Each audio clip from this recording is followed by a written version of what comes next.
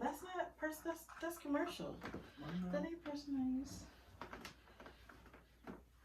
Just smell it. Alright.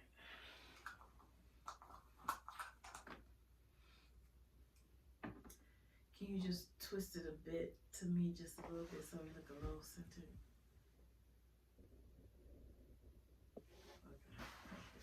Okay. Well, I guess you can scoot it back. You can scoot it back. I don't like how it look with my leg there. So that's fine. Here, let me roll over a bit. Let me get over a little bit.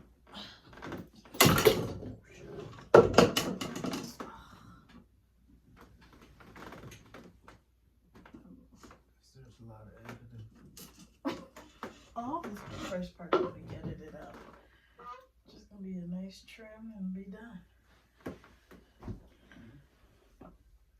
Okay, so good.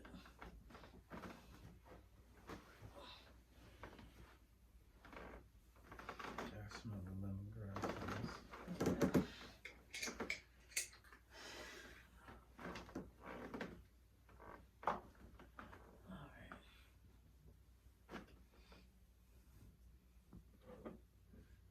So all you got is deodorant and body butter right now? And this hair oil, hair that's just, oil. yeah, but I'm making that shampoo and conditioner. But no soap? The No shampoo scrub? will be a soap, and I've already implemented a new face scrub that I have on my, that I use today. All right. Okay, so hello, beautiful people. I am here with James Ziegler Jr. This is either a do-over or part two, however you want to put it. But since the camera ended abruptly last time, we're just going to get right back into it. And so I'll let him, for those who haven't seen the first part, introduce yourself quickly, and then we'll move back into our questions. James Ziegler Jr., 37, from Oakland, but done traveled around. So I'm born here, but was raised in many different other states for sure. Went to 5 different high schools in 4 years. And now I work as a PCT, patient care technician at a dialysis clinic. My last job was Budweiser, excuse me, and before that I worked at a cannabis manufacturing, making oils and growing plants. What kind of oils was you making? Just dab oil, cannabis dab oil okay. to smoke on. Okay. Okay. I mean, I started my own business, but I never had an LLC. I had patients, I had machinery, I had packaging, labeling. And then what's your businesses now? Yeah, now I have a personal training business, more so lifestyle. Just because I don't really, charge anybody. I'm kind of just that workout buddy. Because it's a part of my lifestyle. So whenever I can work out, I work out. And whenever someone else wants to join or needs someone to work out with them, I just work out. I don't, You have any other businesses? Yeah, I'm still just talking about the first one. Oh. And so it's more of a lifestyle. I don't really charge people just because I feel like it's just, good. It's just a good thing to do for people in this life that I'm living for sure. It's just be a part of that fitness journey that they're on. If they choose to pay me, then that's on them to pay whatever their heart desires. But I'm also is that like your volunteer work in the community? Yeah, in a sense, just because I'm not formally charging anybody, nothing formally. But I will, I will give out free advice. I will, like I said, I will take the time out to work out with you just because it's already a part of my life. So Um, so if there's anybody out there that need a workout partner, need some workout regimens, need some help cutting back their food intake, or need some help with that, just let me know. Um, you can reach me on the Chisler YouTube, the Chisler, and the Chisler Instagram. Um, but my LLC that I currently have is fashion. Um, President's Closet. Uh, presidentscloset.com is the website. President's Closet underscore, or sorry, President's underscore closets is the Instagram. And the motive behind that is um, just started with fashion and designing clothes that I wanted to wear, that my everyday attire, just what I imagined and imaged for myself as far as what I like to wear, and also the naming behind it represents leadership. Also, what I want to contribute and bring to my community as well. Raising the mindset of everybody to the highest level of leadership. Everybody can be a leader, whether it be in their own mind, in their own home, in their own household, or around their group of friends. Anyone can stand up and be a leader in their classroom, at their job, wherever it may be. So that's the statement behind President's Closet, and also being a God fearing man. Um, the logo uh, encases a cross inside the PC President's Closet. But yeah, so that's basically what I got going on right now in my life, and whether I make it big or I just continue being small time is fine with me. Um, just because at the end of the day, it's not about making money, but it is about spreading the message of leadership and just building up the community. So All right. So this is Nourish Me, casual conversation. And so when we think of the word nourish, I think you had said that it's what you put into your body when you think of the word nourish. yeah, I mean, when I think about it on the surface level, I think about nourish, Yeah, when your what comes skin. pop to your mind. On the surface level, I think about the skin and what goes on topical, um, things that goes on to the top of the skin as far as what moisturizes it, what keep it at its proper pH balances. Um, yeah, what minerals and nutrients that are involved, that goes into those different substances that you're putting on your skin, versus also what's going inside your body, making sure it's nourished with the proper things that it needs, to the most healthiest things that we have available to us, um, and yeah, and also nourishing your mind with the best things possible to elevate your mind, with the best community around you, with the best. That's what you think when you the word nourish pops in your head. Yeah, yeah. You're giving yourself, aka your skin, your body, your mind, everything it needs. What do you when define the word nourish? That's the question. Yeah, to give yourself what it needs to properly. Um, If I said um I don't Because think I nourished when you're that. malnourished, I mean you Okay. don't have the nutrients Okay. that your body needs to properly function.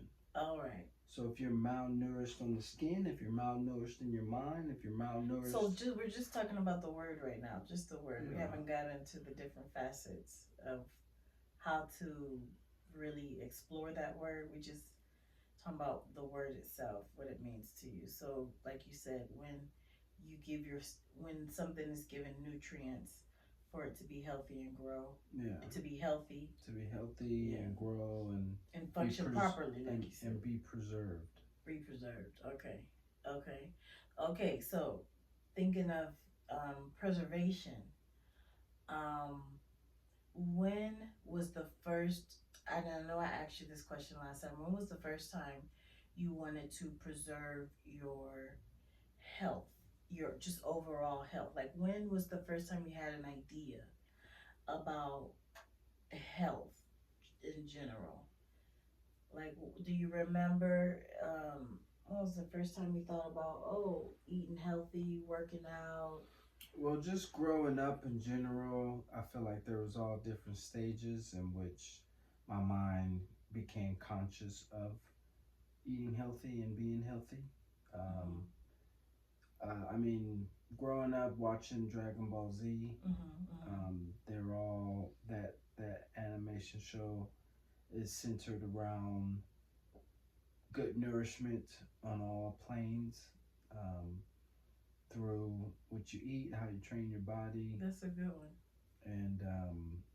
and then just And the way they carried themselves, and they had to practice. yeah, they had to Yeah, train they had to hard. They train. had to eat a lot of good stuff, Yeah.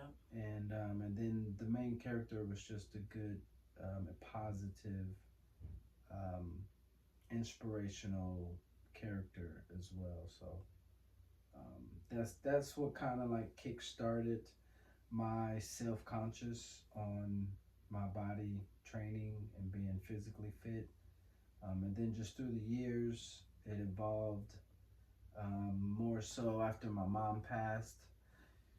Um, through one of the causes, I guess one of the conclusions we've come to of her death was, an a rupture appendix, um, from overeating. She had, bypass surgery, and she used to be like 300 pounds, and then she had bypass surgery and cut her down to like 100 pounds. But I felt she kept eating as if she was 300 pounds, so she mentally didn't have the discipline to, eat according to her body weight. She just kept eating, um, as if she was 300 pounds. So after her death, um, it just made me more self conscious and conscious of of what I eat, how much I eat, and to be more disciplined in my, um, exercising and my eating practices. Okay, so outside of eating, um, when did you know? Because when we think about the kids today, I mean, I don't know about you, but in my movement and travel around the U.S., I feel like the younger generations are not moving as much as it was common to do for any socioeconomic class back in the day, whether you come from a good two parent home, two income home, or to the single family home, or even the foster care kids. I feel like all of those kids, when we was growing up, was outside at some point, whether even if it was on the weekends only, or after school. After school was an activity to go outside, like that was the after school activity. But now, it seems the after school activity is to come home into the home and hop on the game, hop on the computer, or open the TV, or simply just be in your phone, right? Like, I don't really see, and then like that's the social network for the younger generation is online versus in person, and then that takes out the movement. I feel like, um, and I feel like, I mean, I'm not a parent, but I've noticed a lot of parents say, well, it's just too dangerous to have their kids outside anymore, and then there's nobody at home to even supervise the kids, so nobody's outside. So thinking about when you were younger, how physical would you say your activity was on a daily basis? Did you feel mom let you have physical activity, you know, and how do you were you intentional on getting out? Did you need to get out, or was it that just was part of your daily? It didn't really dawn on you that you were actually being active, you know? Um, Or well, was that your regular play? yeah, I felt like, I mean, growing up as a kid, we didn't really have, I mean, I would say we didn't, first off, just have the finances to even indulge in a lot of those games or computer things um, to begin with. So our play, and then growing up, I remember my mom always telling us, you know, to get out the house, go outside, and then we couldn't come back in. You know, we had X amount of time to be outside. Um, so that was just part of our scheduled day when we didn't have school was, you know, clean our house, clean our room, and then, you know, to go outside. Um, and wherever we did outside was just at the creative capacity of our minds. Um, so I mean, I feel like finances can play a big role in how active or unactive kids can be. Um, because without money to buy these devices that can cost a lot of money, um, then you're kind of subjected to be creative and play outside, whether it be climbing trees or playing on monkey bars, jungle gyms, playing freeze tag and hide and go seek, and just different creative games that, like I said, the young mind can think of. Um, and I guess, I mean, even as I got older, um, what into my high school years,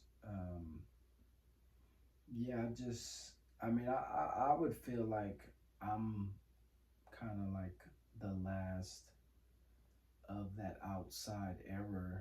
Um, there may be one or two, maybe, maybe, maybe, yeah,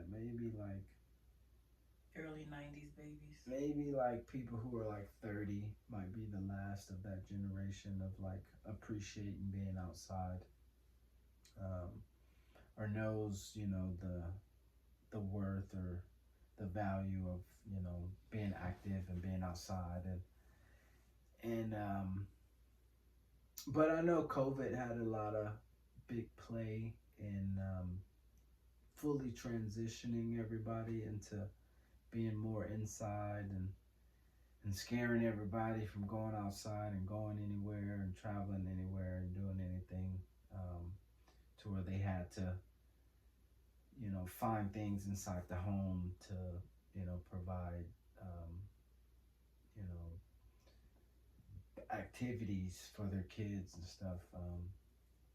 But I mean, and I feel like it also, yeah, it also just depends on like where you live, where you grow up at. Like, I mean, we're in the inner city, so I feel like more inner cities are more technologically bound, as far as things that they, you know, day to day use. But like being from Washington, or not being from Washington, but living in Washington for like 6 years, um, I feel like the only reason kids got online and hopped online was to be more like in contact with people around the world, just because they're so like out in the boonies, they're so like, you know, miles away, you know, just kind of just separated.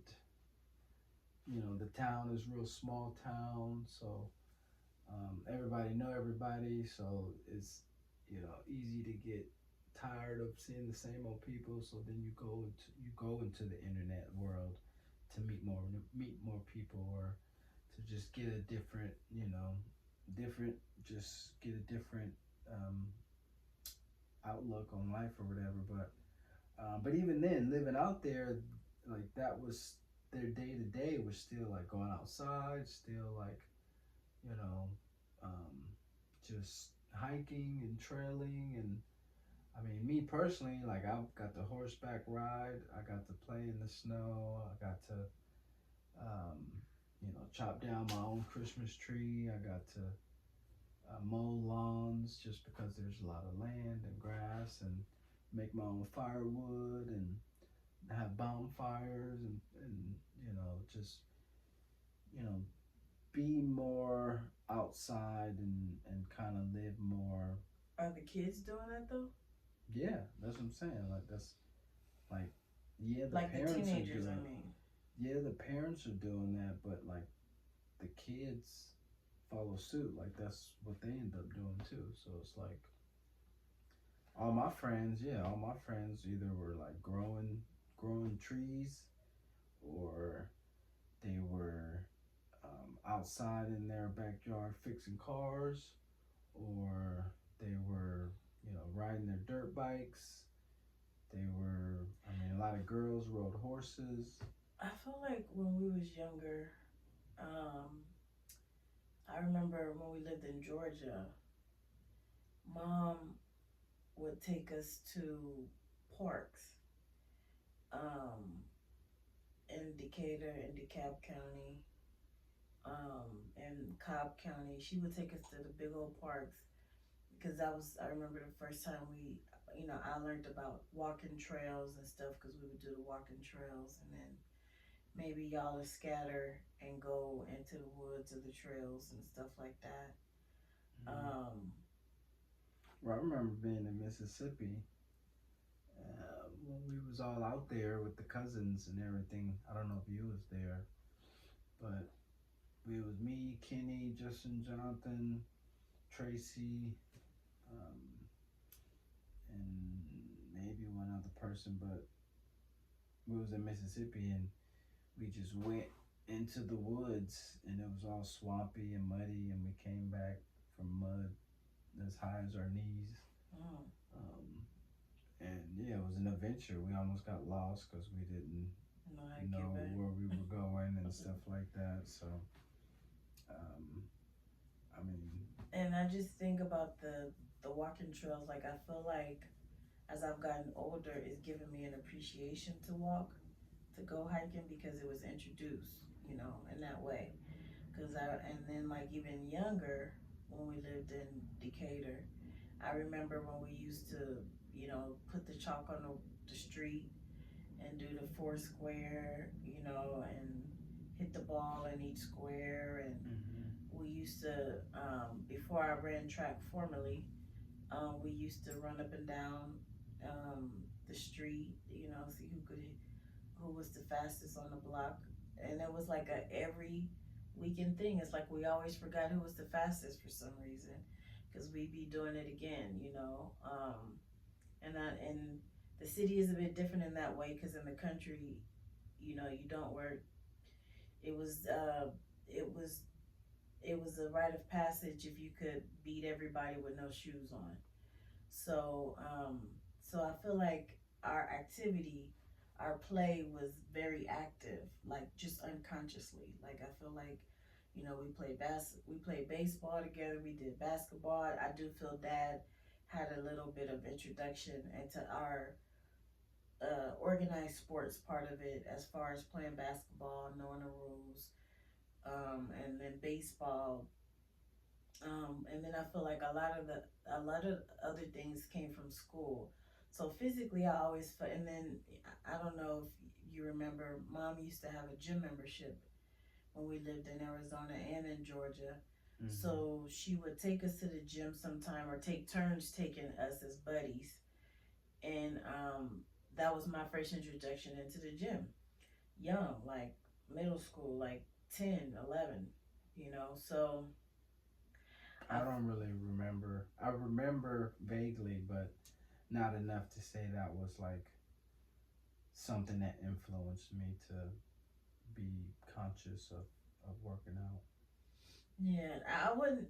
She also used to do Russell Simmons workout videos, and she used to do Taibo. You know, she used to do I Taibo remember all videos, that. and so we'd be in there 1-2 punching, turn around kicking, and drop kicking all that stuff. And you know, when whenever she wanted to do that, so I feel like my introduction into physical activity was in the home, um, to a certain degree, Mm. because the parents were a bit active, and so they kind of And maybe be in the midst. subconsciously it was for me, um, but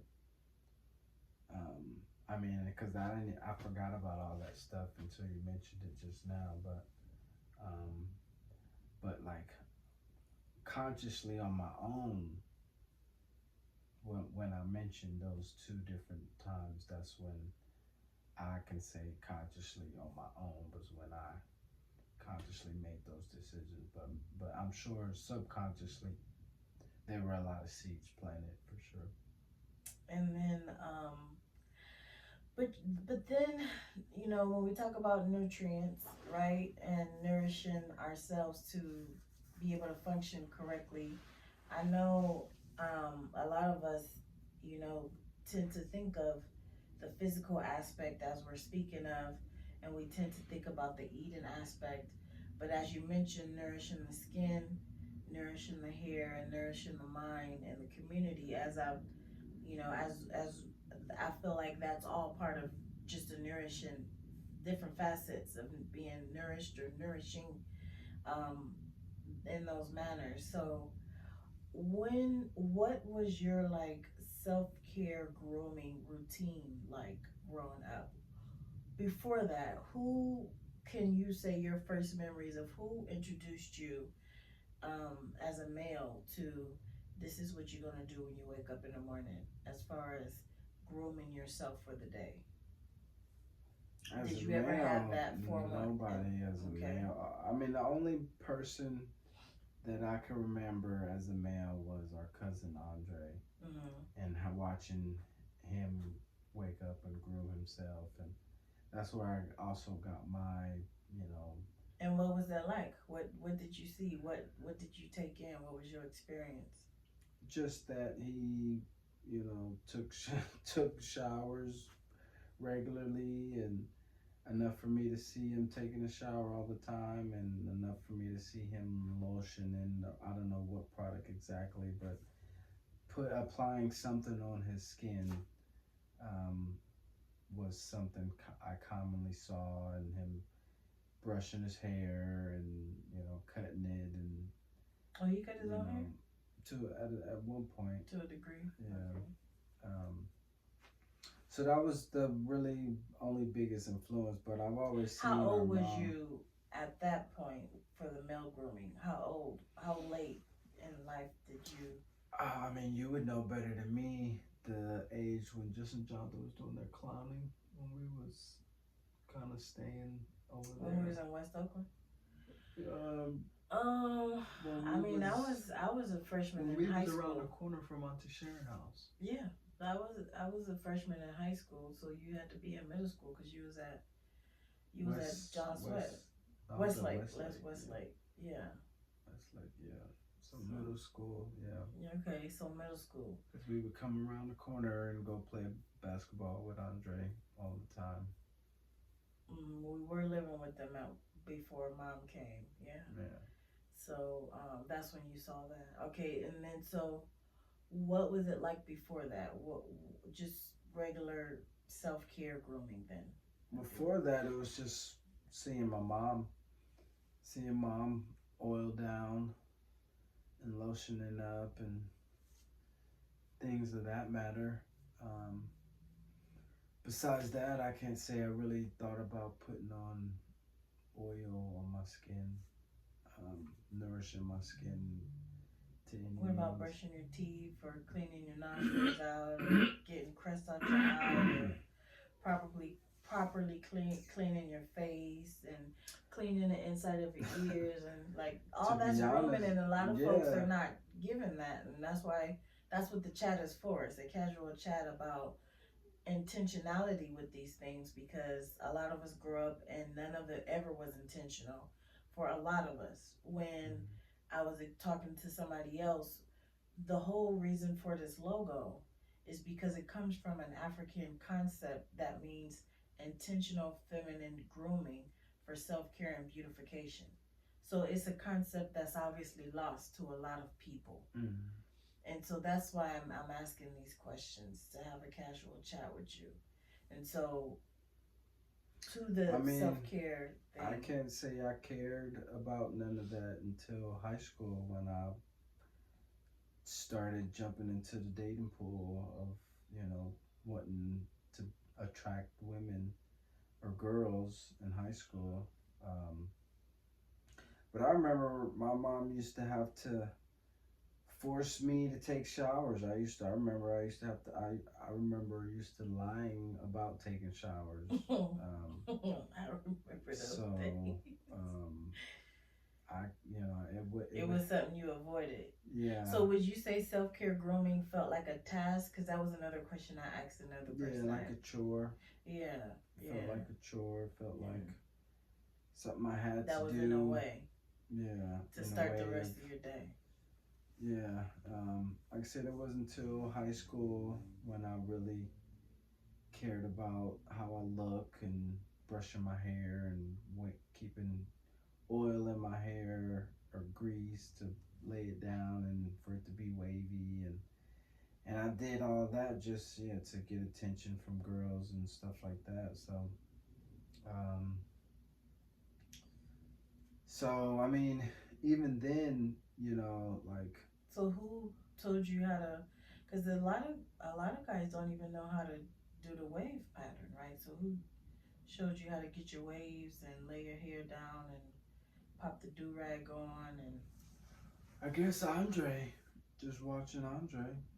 mm, He had waves at one point. Um, so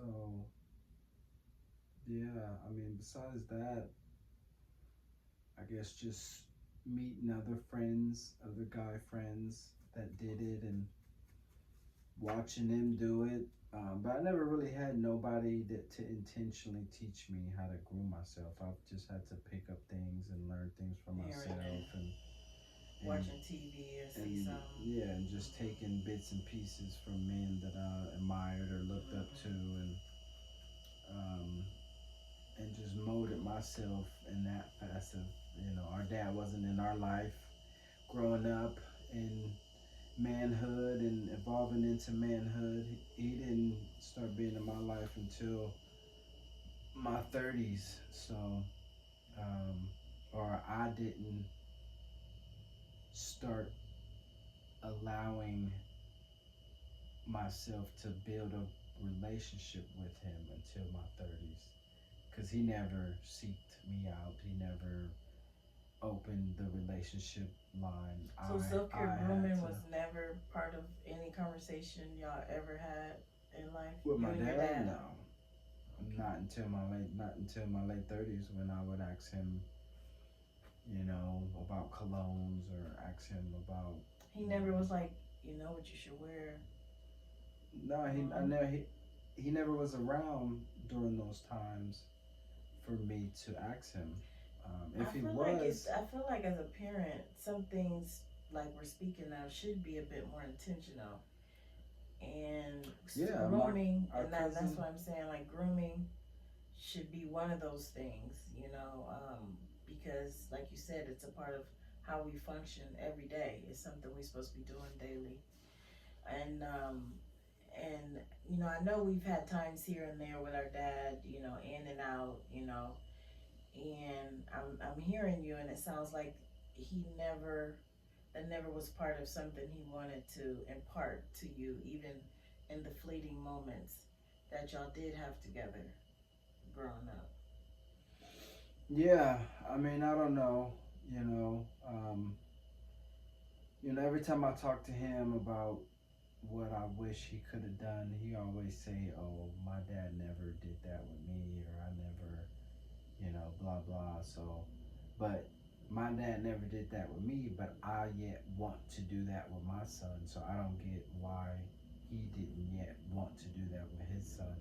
Cause my cousin, he has a son. He's 5 years old, and he already knows about cologne. He already knows, about how to wake up and brush his teeth and put on cologne to smell good and make sure his hair is brushed and laid down and things of that nature. So I don't know. Maybe it's just in us to want to be a father. Maybe the lack of fathership that we didn't get also molds us into being good fathers too. But like I said, my dad said he didn't have a father figure, but he yet to fulfill those father roles for his son. So, or his four sons that he got now. So I don't really know where that I don't either, because void comes from. yeah, the do over after the first one, then do over after the second one, do over after the third one. I'm not sure either, but I would say even with mom too though, female grooming, for hygiene and beautification. Hair was our thing. I feel like as far as just general grooming in the household, hair, you guys kept the haircut when she could afford it, or she would do Yeah, it our mom for herself. sure.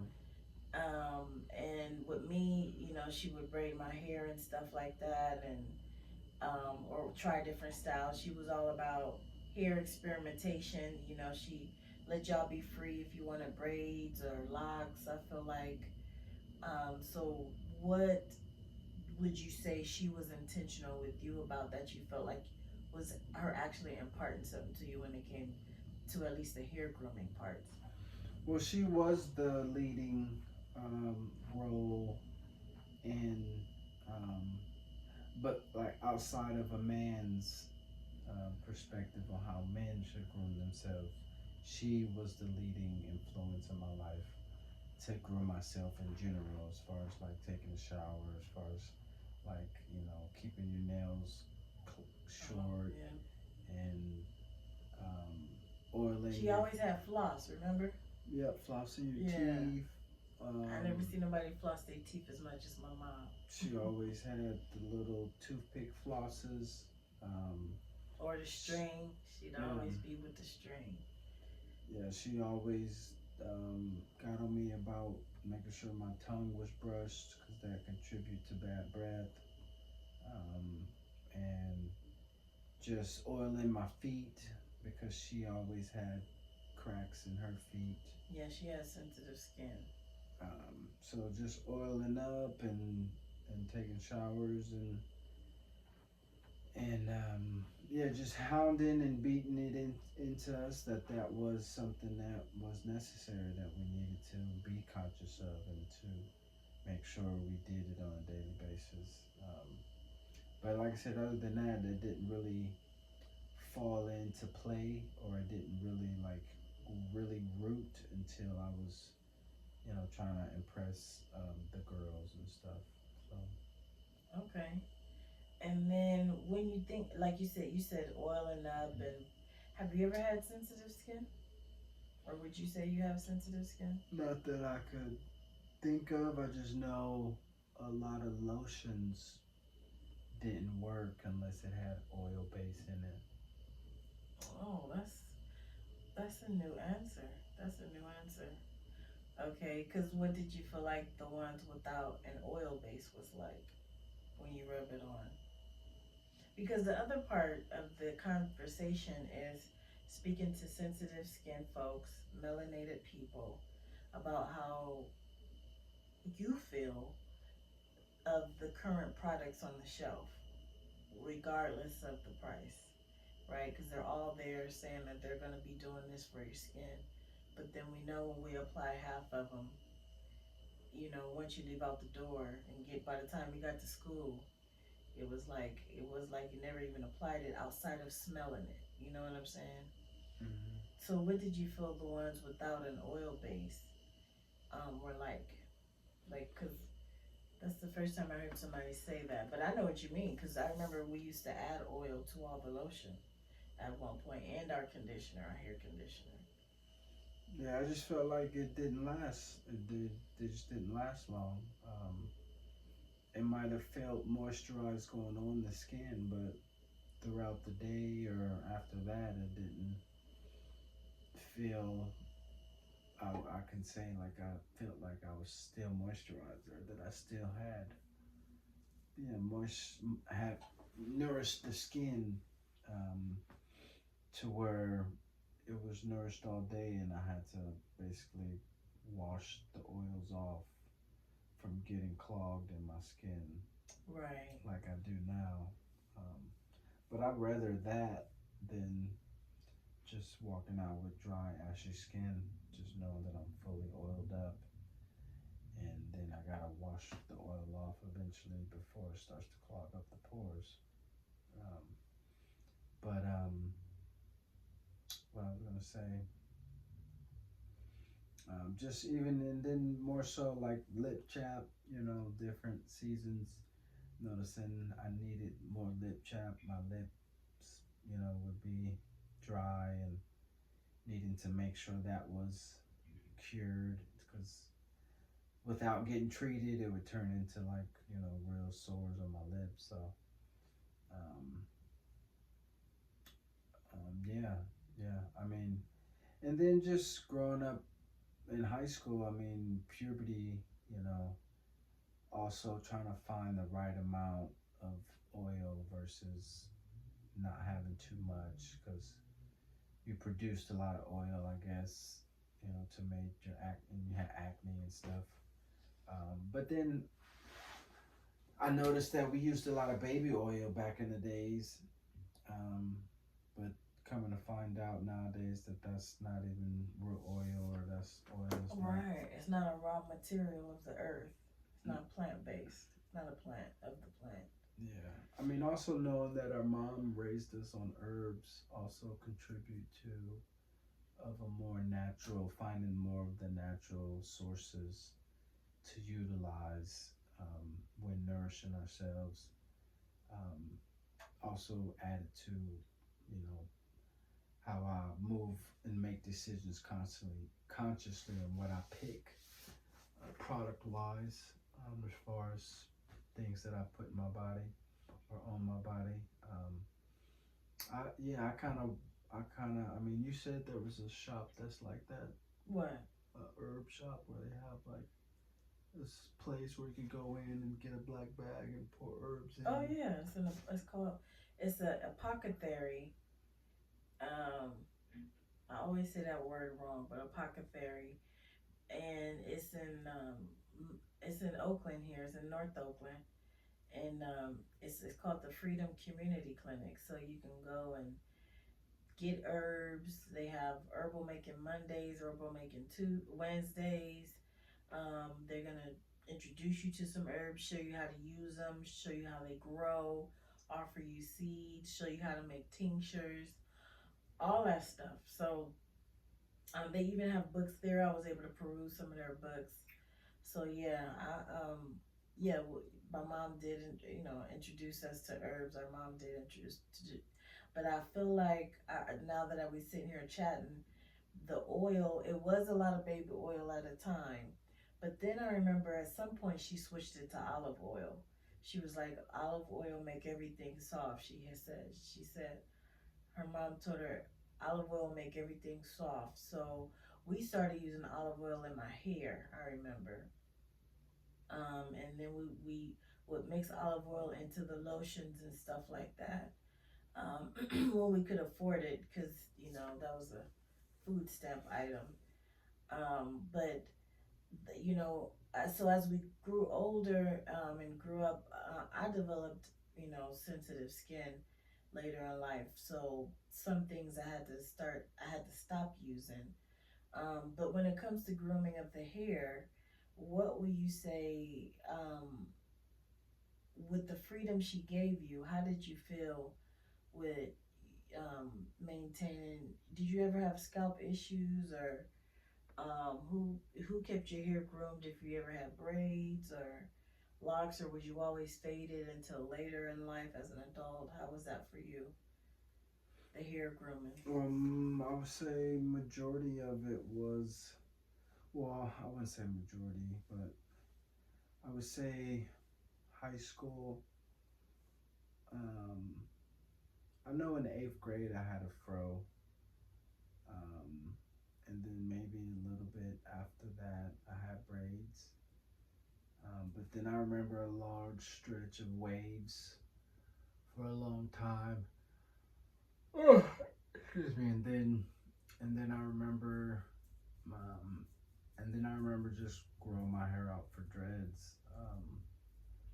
By the time I got out of high school, yeah, I think by the time I got out of high school, I started growing dreads, and then I had them for like 4 years out of high school, and then I cut them, and then I grew these back, and then these has been like 10 years.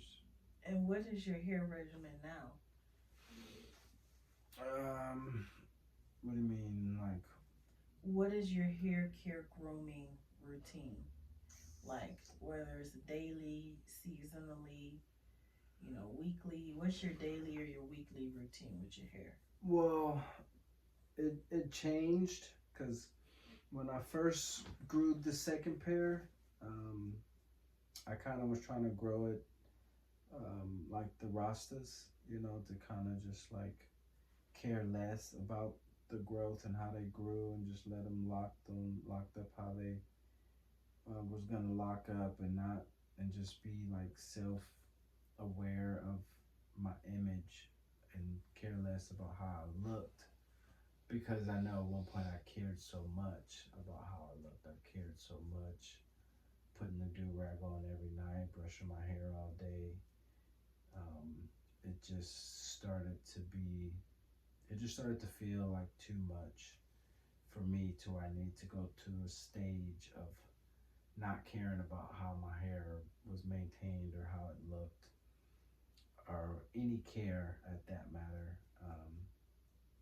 But as it grew longer, um, you know, and not being savvy to too many hair products myself, um, I put gel in my hair, put different um,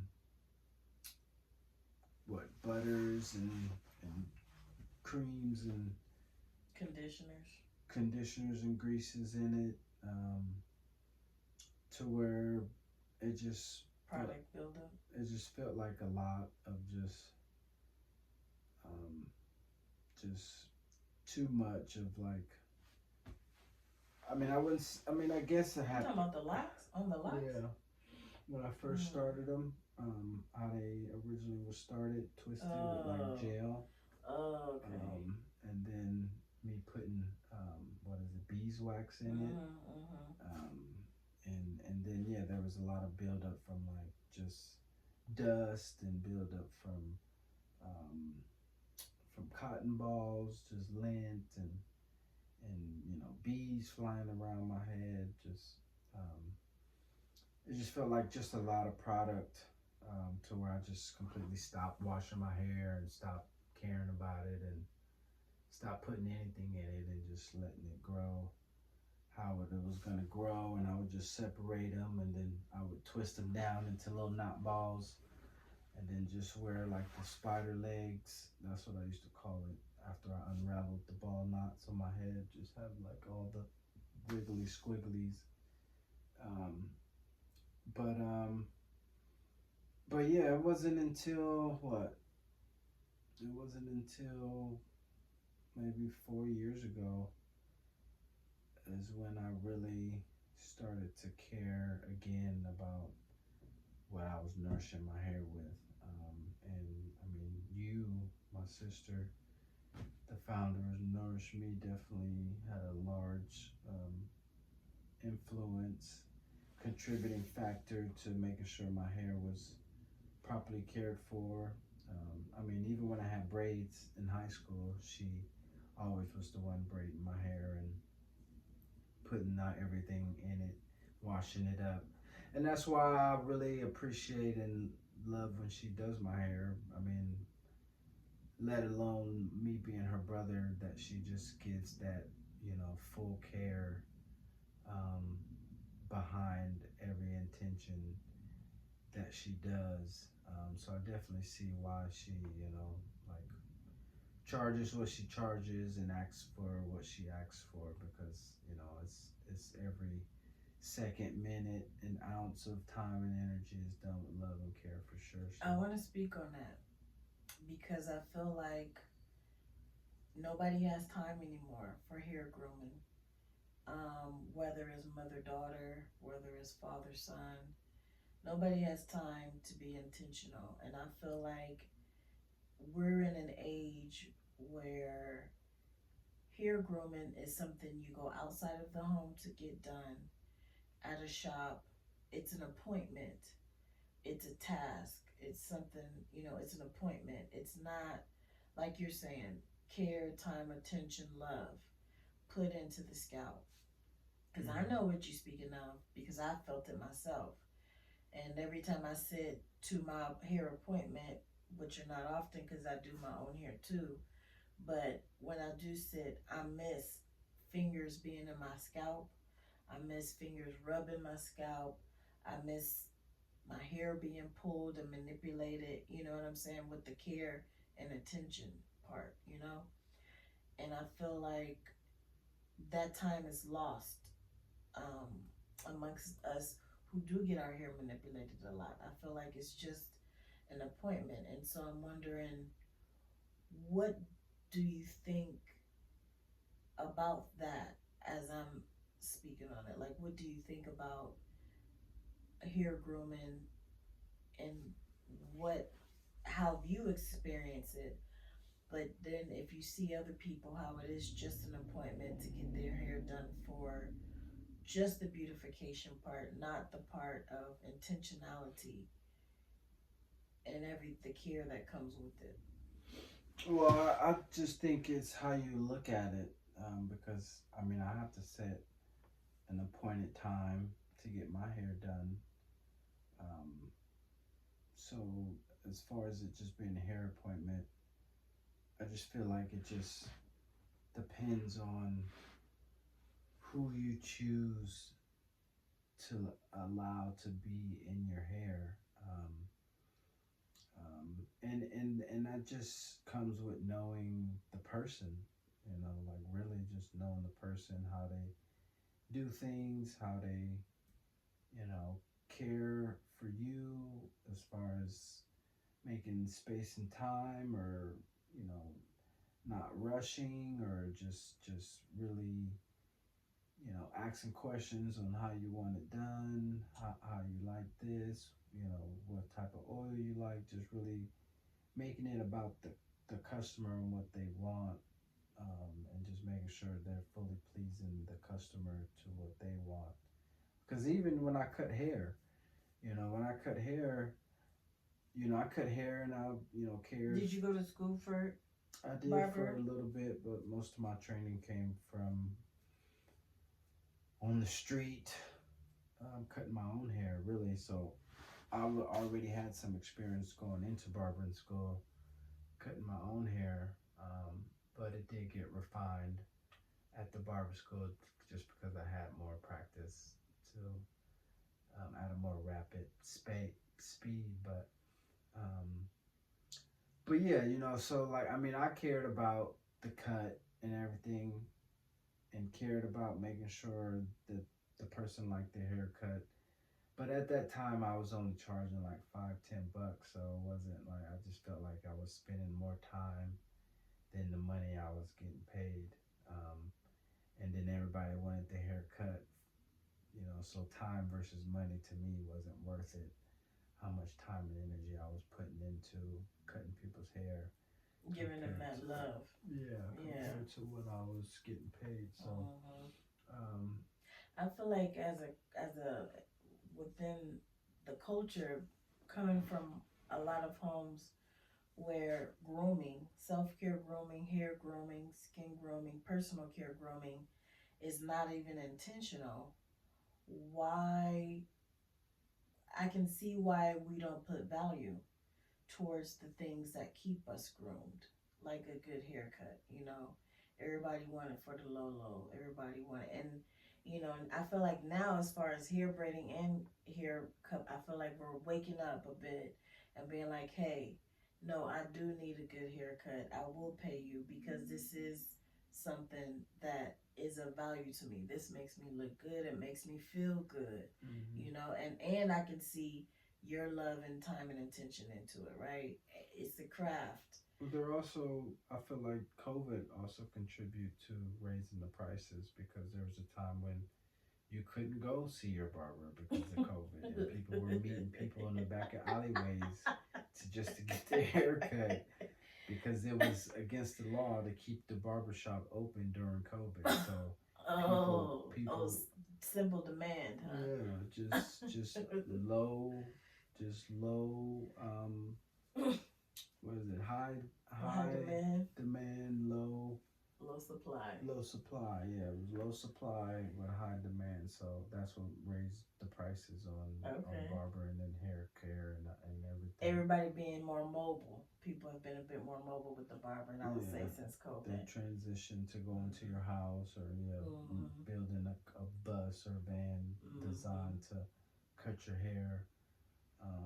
So yeah, that's why people has been like, oh, I will pay, because during COVID when it was like, oh, I need my shop, I'm sure people was like, oh, I'll pay you extra if you stay open for me or if you open your shop for me because I need my hair done. So that's when the prices went up and that's when everybody valued how they look or just hair care and basically being presentable in the outside world once you walk out of the house became More value. more value. Yeah. So again, back to your hair care routine. What is your hair care routine now? Now, um, Present day. I mean, I feel like I'm still evolving it because This is the honest. Yeah. I'm still transitioning out of like not caring about my hair um, due to like my sister Corey, caring a little more about it than I do. So it's definitely making me more conscious, aware of how I should be keeping up with my hair. So what's the routine now? What's your routine? Well, I mean, I just got my hair done maybe like 2, 3 weeks ago, but before then it was like 8 months since I got my hair done.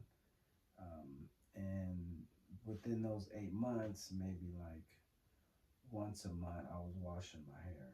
Maybe like every 3 months, I was washing my hair. Um, Okay. but my hair never like raked the smell. It never smelled. It never like like I washed it to get the dirt out and it would get wet every time I got in the shower, but I just wouldn't like put no soap in it until my hair really was like real matted to where like because when you're growing dreads underneath it gets fizzy and the fro starts to grow and then that's when you need your hair done. So I waited until my hair was like that until I felt comfortable to wash it because I feel like once I washed it I just needed to get my hair redone again and that's just like a waste of money of just getting my hair done and then washing it in 2 weeks and then I gotta pay another $100 to get it redone again. It's like that's just ridiculous. Like that's the whole point of why I grew my dreads in the first place was to not to like care less about how my hair looked. Um, To do a low maintenance to have a low hairstyle. maintenance. Yeah. I would say the same thing for me. I wanted a low maintenance hairstyle being in the field of nursing. Because as a nurse, you work long hours, 10 to 12 hour shifts. That's just on the clock. That's not getting ready. That's not driving to work from work. And again, growing up, we were, like you said, we were self maintained with the hair grooming, because that was something that actually was intentionally taught and passed down to us. or at least me. But so like the locks thing for me too is that's kind of what I I'm still kind of there too in my mind. Like I can't relock my own hair. If I do, it has to be in short, maybe 2 hour sessions or less at a time. Just because of my injury, but it's hard for me to pay the twist the palm rolling method is something that yeah it don't last in my hair either. Once it comes the style comes down after it's been rolled and the hair looks nice, and once the style comes out and water gets to the head, it just is back to being a bush. It's like I never got it done.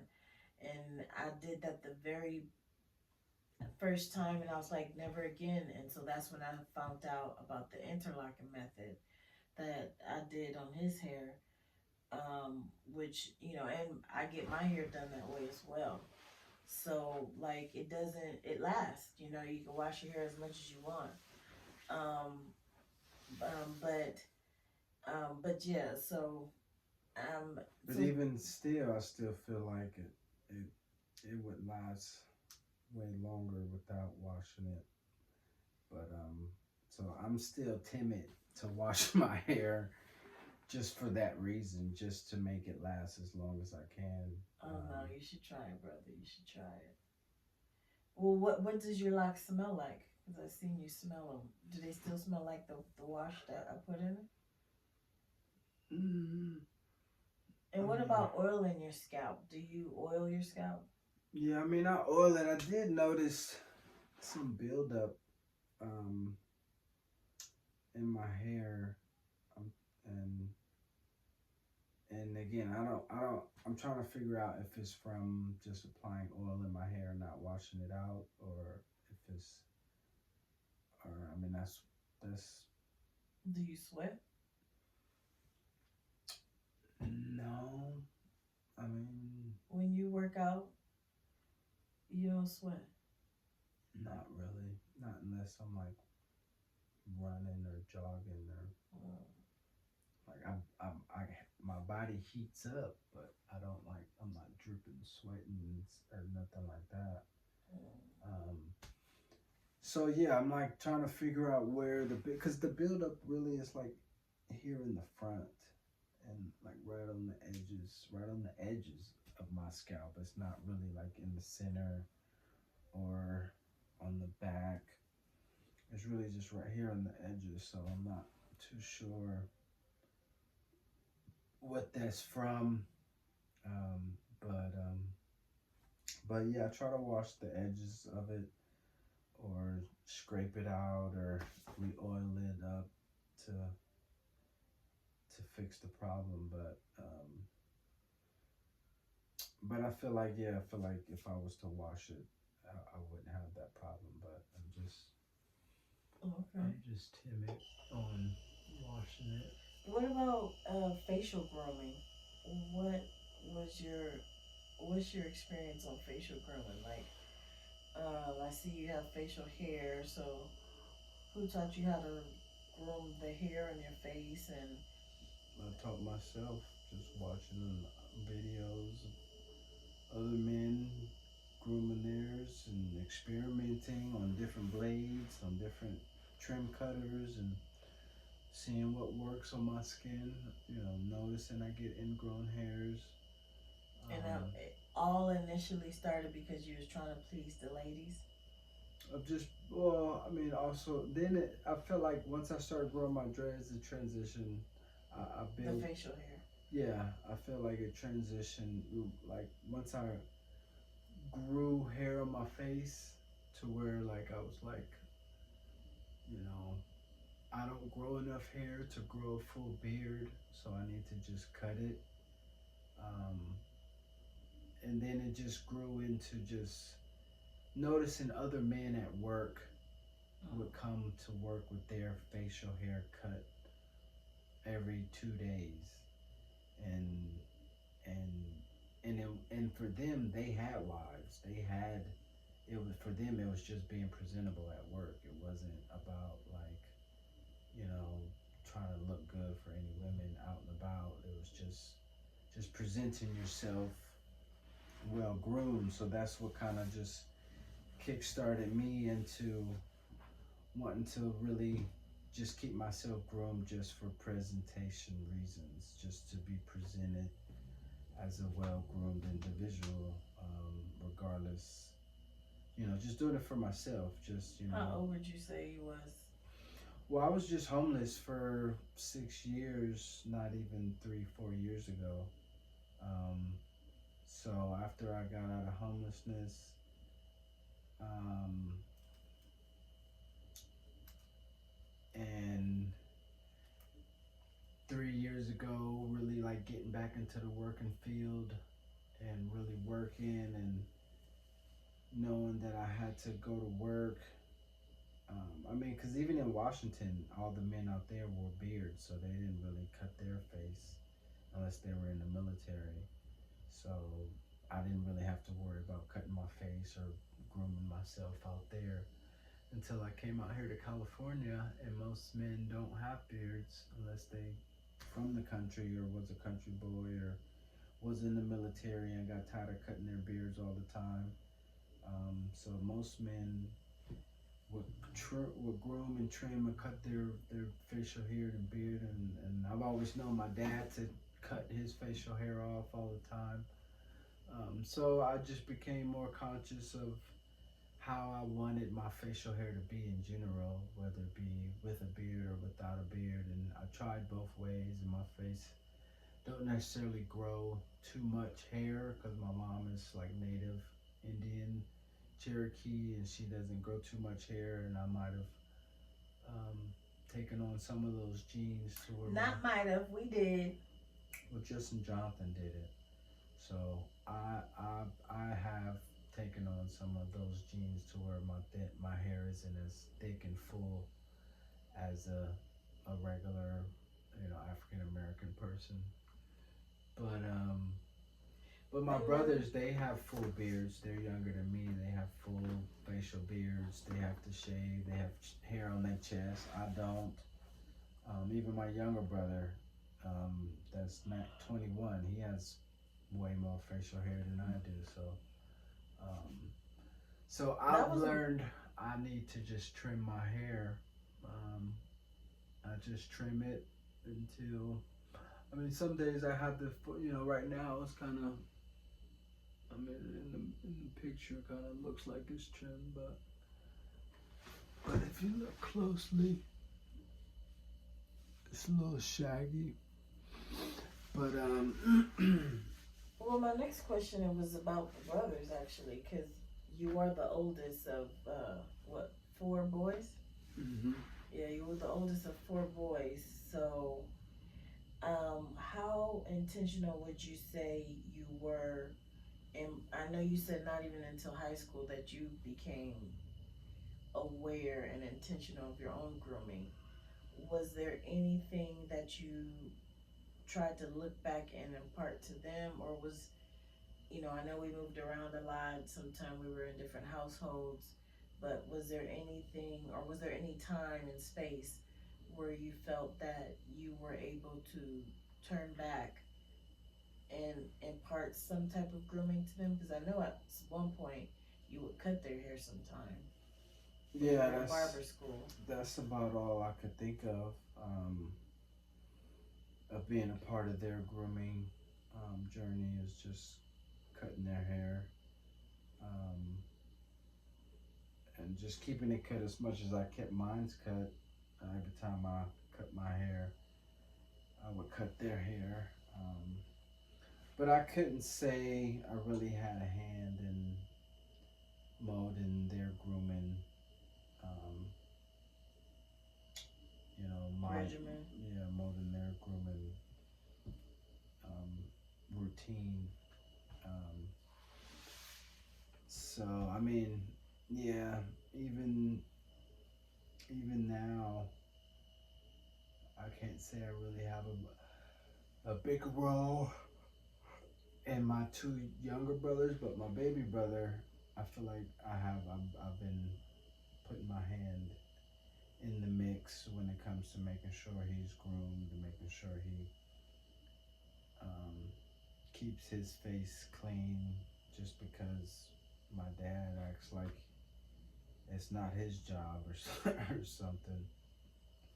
Um, So, what is that conversation like from male to male to talk about grooming? Since you never had it, what? How do you go to be intentional with the next male with his grooming? Because I've been in situations and circumstances, also being homeless and living in youth transitional youth shelters, and the grooming was amongst the young ladies in the home. Some of us realized some of the other ones weren't grooming themselves well. And so we wanted to have a chat with, we wanted to have meetings amongst the young ladies to make sure that we all knew how to care for our feminine hygiene, and we wanted to be accountable and responsible to others who didn't, so that they could be on the same level of hygienic standards with us, because it just made a better, living situation for us all. So, um, how, so we approached it from a meeting, a group situation, a place of love type of situation to impart, you know, to help another. How do you go? Because I also feel like you were in a sense where a lot of outside of here, a lot of my body grooming, my, a lot of my feminine body grooming, right? Things that are specific to a woman type grooming was not intentional. It was always introduced after there was a smell that came, or if there was something my mom noticed when it faltered, when the function wasn't functioning, then it was like, oh, you need to be doing this, you know. So how are you having yeah, those conversations with him? I would say it's similar. Wait until the function has faltered. Um, I know when I was in jail, men would say something to the guy that didn't shower and stuff, that he needed to shower because Mm-hmm. everybody smelled him, and it would stink up the room. We was obviously living in small quarters, so it was easy to smell and then spot out who was that person. But then yeah, they would just threaten him to go take a shower. Um, but to be honest, men, I mean, generally men don't really care what the next man is doing unless he is like foul, unless it's like, smell wise, or unless you can really. I mean, like I said, when I was cutting So hair, with Javon, so with your baby brother, how have you been intentional with those conversations? well, when I would see him get his hair cut, and I would see him fully clean cut, knowing like that's how he liked to be looked. Then when he didn't look like that, then I would question like why. Yeah, I mean, obviously I know money has a role with going to get your hair cut and stuff like that, but I feel like after a while, men have to take it upon themselves to start to groom themselves in their own sinks, in their own bathrooms, to maintain the in between times of going to get a haircut and stuff like that. So um, So have I you was talked to him? just, yeah, I was just telling him, well, first I just made sure he had the things he needed. I was like, do you have, asking him, do he have trimmers? Do he have a beard shaver? Do he have blades and stuff like that? And then he said he did, and then I was like, well, why? I was asking him, why aren't you using them? Are you using them? Like, and then he, mentioned some complications he had with certain blades or certain trimmers that would give him ingrown hairs and stuff like that. So then, just out of care and love, I, searched and would look for, specific blade that I know helped me from getting in hair, ingrown ingrown hair, whatever bumps. But and then I was suggesting to him, and yeah, he started using them, and then it was just making sure it wasn't me, you know, like being on him to make sure that he would do it. It was starting to get him to realize that he should want to be doing it for himself on his own without me having to be on his line about it. So that's kind of where we're at right now in the stage growth of him grooming himself, is just trying to get him to consciously care about it for himself rather than me pointing it out. Like, did you shower? You smell musty. Did you wear cologne? Did you, without me having to point these things out to him. Because I've given him cologne, I've given him, soap, I've given him all these things. So now it's like, are you using them, and how often, and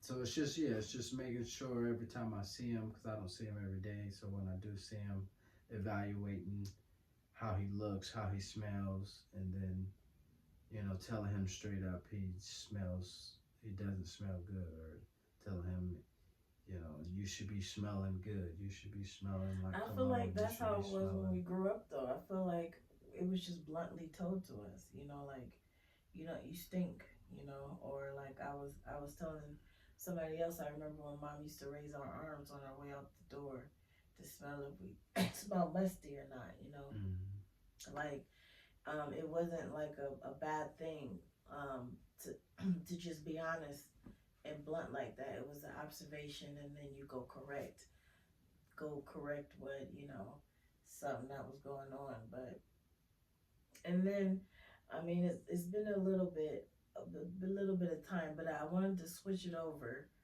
to, just talk briefly about, like, I know we mentioned earlier on nourishing the community, being nourished by the community, and nourishing, your spirituality, nourishing your mind. Um, what are some things you're actively doing to nourish your mind, um, that, like, it's a routine for you, something you doing daily or weekly? Reading my Bible. Yeah, that's first and foremost what I feel is the most important thing that can nourish someone's mind. Okay. And I read my Bible every day. Okay. Anything else that you're doing routinely outside of the reading your scriptures, reading your Bible? Talking to God, praying to Him, Okay. um, fully expressing my emotions, fully expressing the situations and scenarios, and talking to Him like I would my best friend, things I like or dislike, or things I want or don't want, or, asking Him questions of, you know, why this, why that, or, um, just saying, just being fully vulnerable and open, expression emotionally, and questionnaire wise, with him, um, with the only person I feel like can make a difference in my life. Besides that, I used to watch podcasts and read in powerful books like the 48 Laws of Power. I have a list of books that I've read that's on my Instagram, of books that I've read that definitely has opened my mind. What is it? The Alchemist, um, Rich Dad Poor Dad, just like various books out there, that I picked up to either help me open my mind, um, to different concepts and perspectives, financial, um, illustrate, illustration things, and Jordan Peterson and some other, um, high level men that have podcasts I listen to. And what about in the community? Like, what does it mean to nourish your community? How do you provide function to your community? How do you provide nutrients Well, to I a mean, I healthy go to balance? church, and at my church, there's a lot of young men that also need mentoring um, outside from their own fathers. Because at a certain point, you can not want to hear what your father has to say, or just be just defiant towards your father. So it just takes other people outside of your household to help contribute. That's why it takes a village or community to raise kids, and because yeah, it can take an uncle, it can take a friend, just another peer of your father, or another generation higher than yourself, but all seeking similar goals, which is building a relationship with God. Um, and to me, and foremost, that's the most important thing. So anytime I'm talking to anybody with some depth, um, I always bring up my religion, my belief in God, to just acknowledge that's what I believe, and this and believing that, these are the things and how I go about my life when I get low, when I get sad, when I feel weak, and when I feel you know like my cup is not full, and this is where I go to get those things, um, knowing that God would always be there. He'll never falter me. He'll never give me short of what I need, and He'll never miss anything, and He'll always provide everything I need. And I just realized that He knows what I need, and He can either tell me not right now, He can tell me later, or He can tell me yes, or He can tell me I have something better than what you're asking for. So um, that for me, you know, keeps me whole and keeps me sane, keeps me accountable, helps build discipline, because I could lie to people and they won't know that I'm lying to them, but I can't lie to God that knows all and sees all. Um, I can lie to myself like I'm lying to God, but deep down in my heart, knowing that that is the power that I believe that my God has, then I'm just lying to myself if I think I can lie to Him. As far as that, I mean, Community. right now, yeah, I'm still um, financially, you know, in a place where I still am building my life, to where I feel like I'm more, you know, job driven, to just be able to save up some money so I can be in a place to where I feel comfortable to, you know, spend less time working and more time in my community, because I'm now in a more comfortable state of well-being and livelihood in my own personal life, to then even be able to be a role model to someone else. I mean, there's many of young men that God has brought into my life that He says I can be a role model to them now, regardless of my lifestyle and how I may feel I'm not adequate. Um, but yeah, that's just how I feel. Like I want to have certain things that I feel men should be able to attain, as far as their own job, their own house, or place to stay, apartment. Um, and with those things, with the job, you need discipline to go to the job when you don't want to go. You need discipline to save money.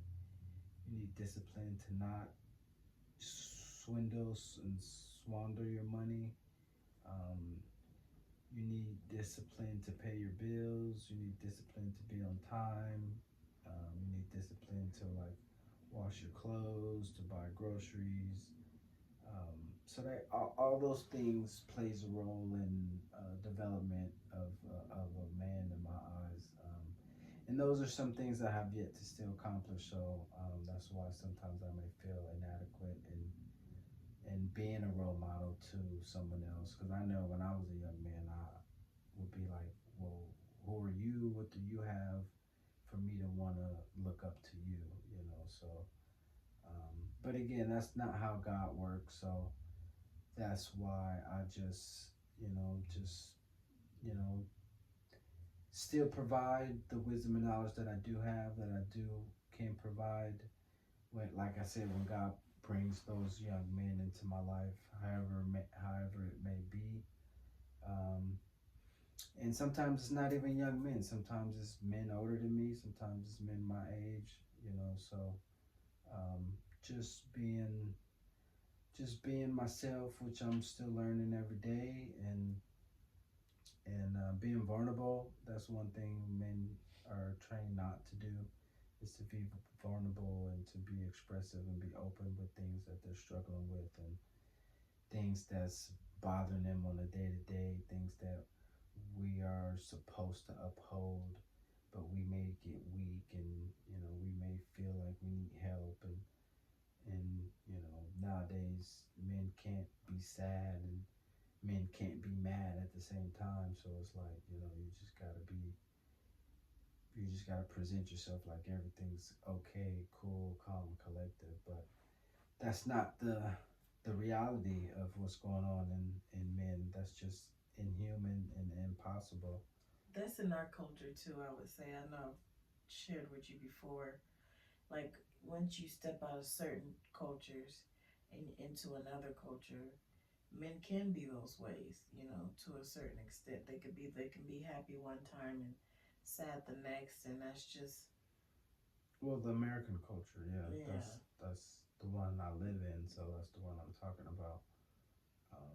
But But the reason I mention other cultures because, like you said, while it's the reality, it's not what's expected. But I always, for me, sometimes I have to look outside the box at a different reality and be like, okay, that is reality somewhere else. That is actually playing out in life somewhere else. And just to know that sometimes takes a bit of a weight off my shoulder, and gives me a bit more strength to be able to walk in my truth because I know somebody else is walking in their truth. well, how I've overcome it is just, I remember growing up as a kid, I was made fun of by my own mom that I felt like I needed friends. And she used to say, "Oh, you need a friend," um, and I used to get made fun of for for for that. Um, but but you know, I mean, we can't do it alone here on this earth. We can't do it alone. We need friends. We need companion. We need community. Um, and I mean, I feel sad that my mom had to do it on her own. She was forced to do it on her own, or she felt forced to do it on her own. She felt like she She couldn't was trust. also mentally ill. I think a lot of times, even when I speak of my mom, lately I say that she, will be in healthier states of minds doing this and that. But she also had mental illness. She had mental diagnoses. She was supposed to be in therapy. She was supposed to be in counseling. She was not in compliance with a lot of things that would make her mentally healthy, spiritually more sound and happy. And so, being a single parent, as you're saying, being forced into being a single parent and all that entails, mental illness is like a thing that can like make that like 10 times worse, right? Trying to be a single parent. So then, to everything we speaking of today, guys, you know, that is part of the reasons why a lot of our self care grooming, our was not as intentional as I think it could have been a bit more intentional. Because, like we said, she did like physical activity. Like, naturally, she liked the physical activity. She liked it exercising and stuff. Um, but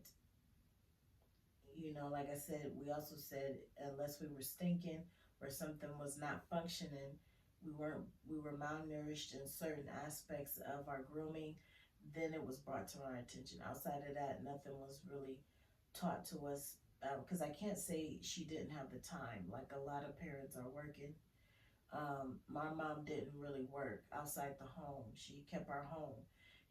We kept a clean house. She made sure we ate and we had lights, and heat, and clothes on our backs. Um, but so she had the time to do other things, but I just don't think her mind was in the right space a lot of the time to impart certain things like we're speaking of today. Yeah, I mean, I'm sure yeah, her mind was just fully consumed with whatever she was thinking and What trying she to was dealing with, yeah. keep herself in a peaceful state of mind from what trauma she was dealing with. I'm sure she dealt with some trauma in her childhood. Being raped and things of that nature. So just trying to, like I said, be free and be at peace.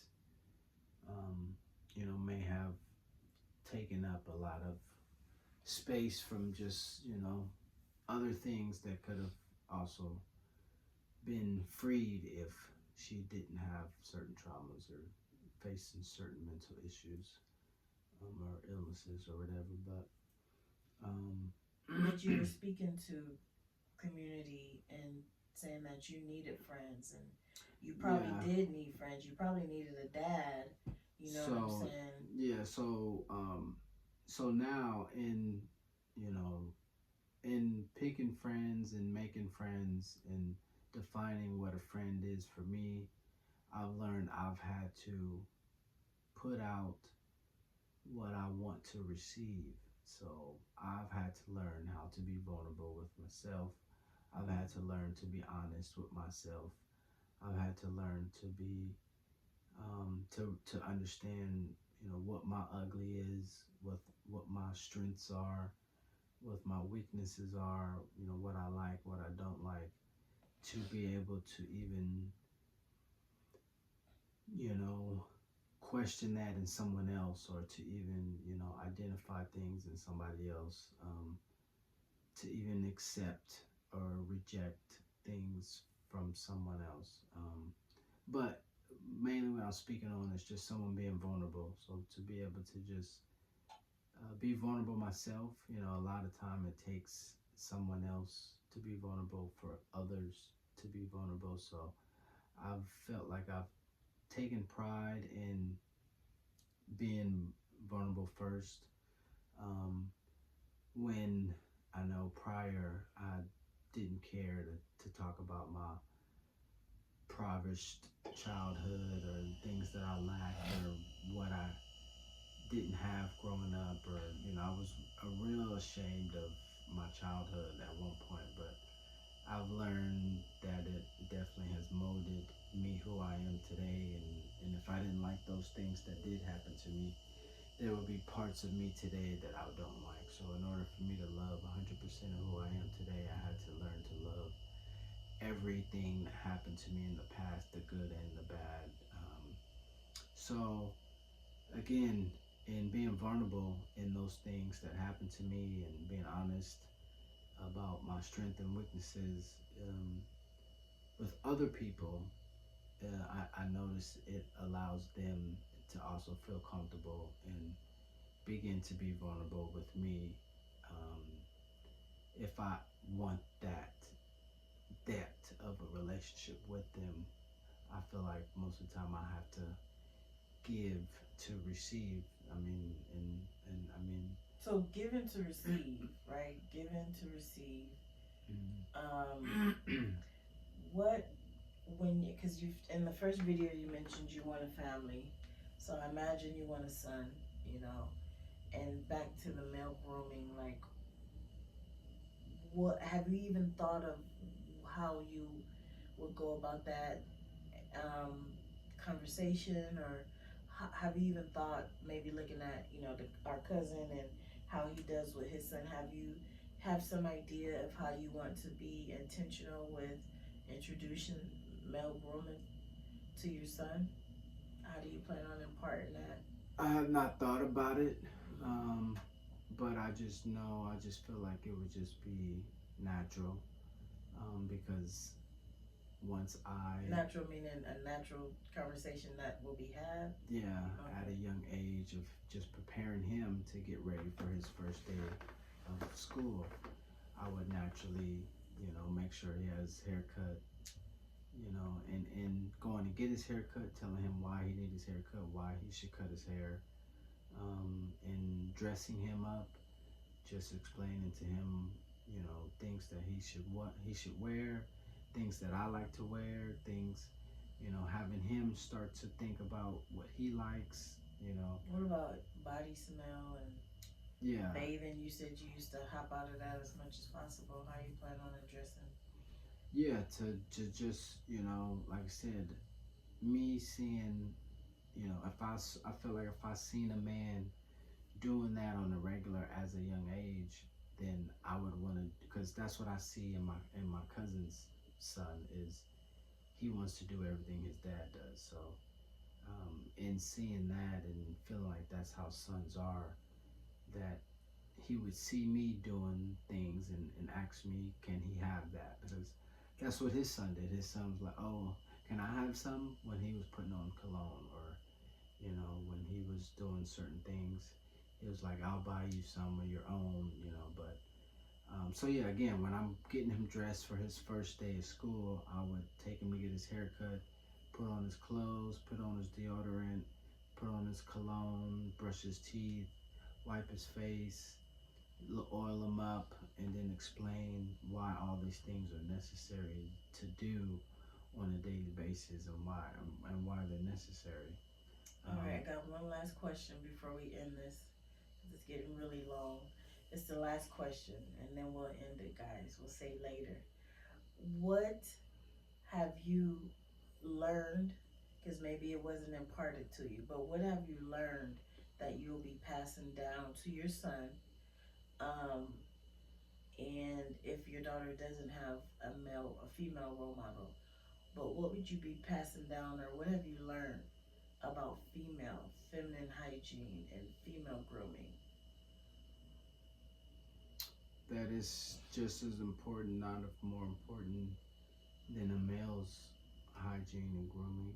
Um, same thing that I do. Make sure I smell good. Make sure my body is oiled up and moisturized. Make sure, and then when I go into the more, make sure her feet are well. I don't 100% attend to Have, my feet as much as I feel women should, mm, but I do attend to it, enough to be comfortable to walk around with bare feet around a female. Um, but but yeah, so just hair, nails, cuticles. I'm sure her nails will be way more cleaner than mine's are on the dailies. And I'm sure her hair will be done. There's days where I don't care about my hair, but I'll having a daughter.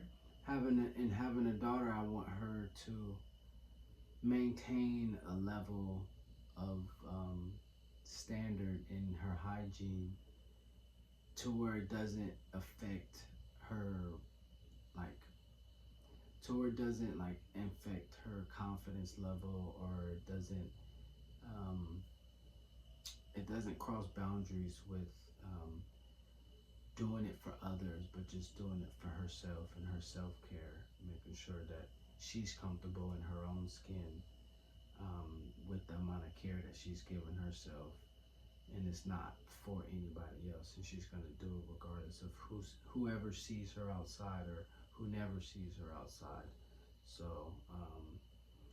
I know I can, you know, I know I cannot care about certain things if I'm not going outside. But I definitely, I definitely would want my daughter to care more than I do. But if I Or was, your wife, a woman, yeah, or has my things, woman, their feminine grooming, their self care grooming for their feminine body parts. yeah, You're saying those things should be done regardless if they leave in the house or not.